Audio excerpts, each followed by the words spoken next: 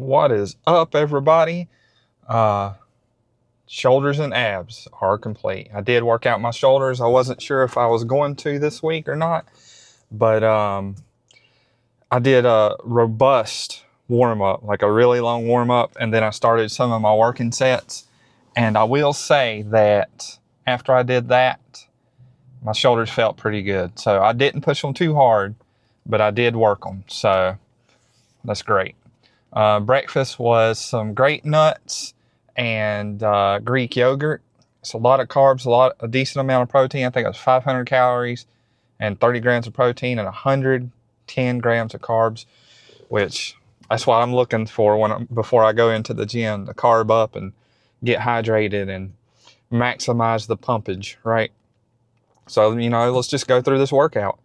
So I started off with a robust warm up. Maybe I'll film that one day, but I did lateral raise with the cable stack. Really light. I moved it up a couple notches on the bottom. Just swung that weight out, right, like that. Swung it out, and the time under tension was good. The weight wasn't so heavy that I felt like it was going to bother me.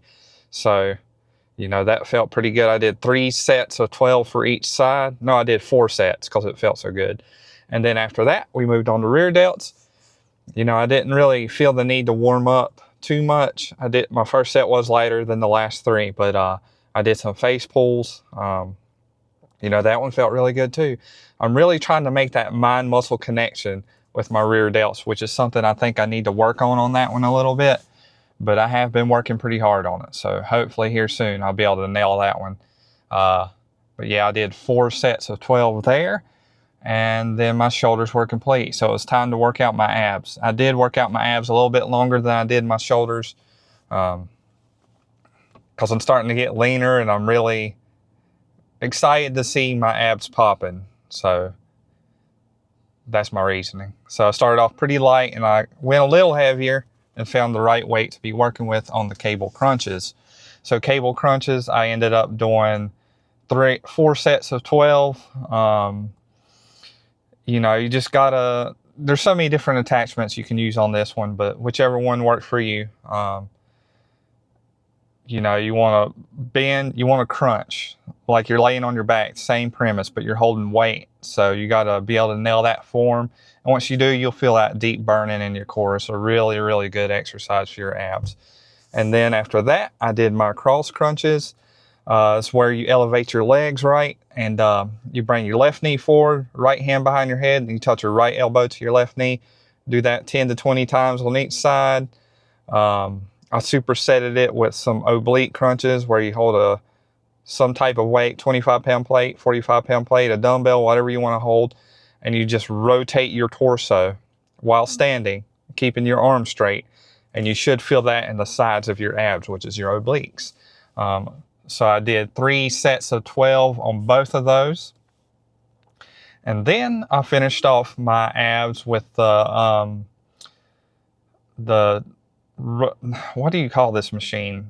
You rotate your torso. We'll call it the ab twist, I guess. The ab twist machine, is something I think I'm going to start incorporating because it did feel pretty good when I was using it. So gotta mix it up, right, guys? The more exercises you try, the more likely you are to find ones that you enjoy the most. So I ended up doing, it was 3 sets of 12 for each side. So that one ended up being pretty good. Really enjoyed that one. Yeah, that was a pretty good one there.